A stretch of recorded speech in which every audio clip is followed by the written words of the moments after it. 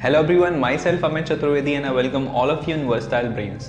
दोस्तों, जो IAS IPS success stories की जो सीरीज चल रही है उसमें बहुत सारे वीडियोस हम ऑलरेडी डिस्कस कर चुके हैं। अगर आपने वो वीडियोस नहीं देखे हैं तो प्लेलिस्ट में जाइए, उन वीडियोस को भी देखिए।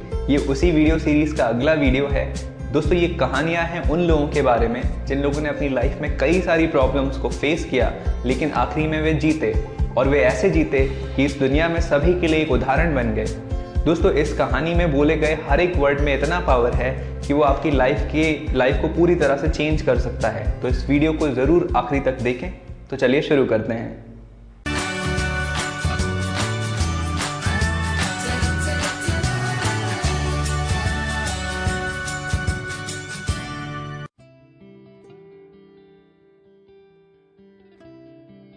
दोस्तों, समाज में माना जाता है कि महिलाओं की शादी के बाद उनका जीवन पूरा हो जाता है। वे पति, ससुराल और घर परिवार को संभालें। ऐसे ही एक लड़की की शादी माँ बाप ने बड़ी खुशी से की। लड़का NRI था तो माँ बाप बहुत खुश थे कि बेटी खुश रहेगी, विदेश में जाएगी। पर जैसा सोचा वैसा कहाँ होता है। इस लड़की की शादी तो कर दी गई, लेकिन शादी के 15 दिन बाद ही पति एक नवविवाहिता को छोड़कर भाग गया। ये एक लड़की के लिए बहुत बड़ा झटका होता है, लेकिन ये टूटी नहीं, बल्कि वो और मजबूत होकर खड़ी हुई। उसके बाद उन्होंने UPSC का एग्जाम पास किया और अपने ऊपर के सारे प्रेशर को हटाया। दोस्तों, ये कहानी है गुजरात में पैदा हुई कोमल गनात्रा की। कोमल बचपन से ही पढ़ाई में बहुत होशियार थी।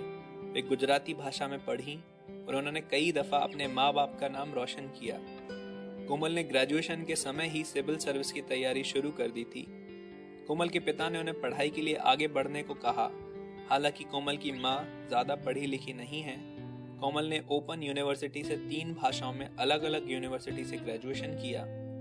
इसके साथ ही वो पढ़ाई भी कर रही थी और मात्र 1000 में टीचर की नौकरी भी कर रही थी। इसी बीच कोमल की शादी एक NRI से कर दी गई, लेकिन शादी के बाद उन पर एग्जाम ना देने और दहेज के लिए दबाव बनाया जाने लगा। हालांकि उनकी शादी जिस NRI से की गई थी वो उसे पति के रूप में प्यार भी करने लगी। इतना प्यार कि सरकार से उसके लिए लड़ गईं, लेकिन वो शख्स उन्हें छोड़कर जा चुका था। उनके पति ने उन्हें IAS का एग्जाम और इंटरव्यू देने को मना किया और इसके बाद वे न्यूजीलैंड चले गए। कोमल के सिर पर दुखों का पहाड़ टूट पड़ा। कोमल ने पति को वापस लाने के लिए न्यूजीलैंड की सरकार को कई लेटर लिखे।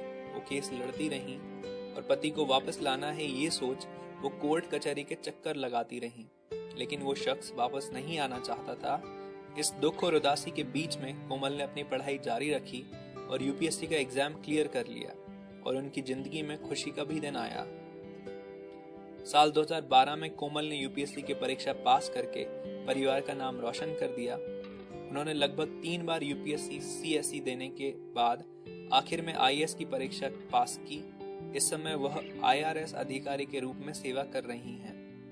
तमाम कठिनाइयों का सामना करने वाली कोमल का मानना था कि शादी किसी इंसान को परिपूर्ण नहीं बनाती और एक स्त्री की पहचान सिर्फ उसका पति नहीं होता, बल्कि वह खुद अपनी पहचान बनाती है। कोमल ने शादी कर ली है। आज उनकी एक हैप्पी मैरिड लाइफ है।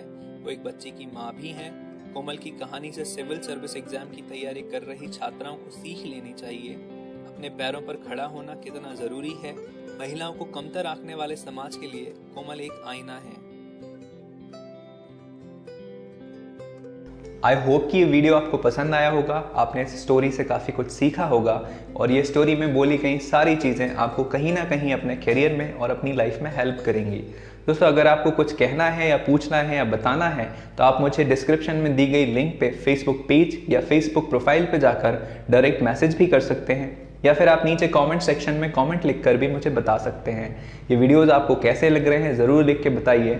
अगर आपने चैनल को सब्सक्राइब नहीं किया है तो please subscribe the channel and press the bell icon, ताकि आपको सारे वीडियोस टाइम टू टाइम मिलते रहें। तो दोस्तों, मिलते हैं अगले वीडियो के साथ। तब तक के लिए गुड बाय।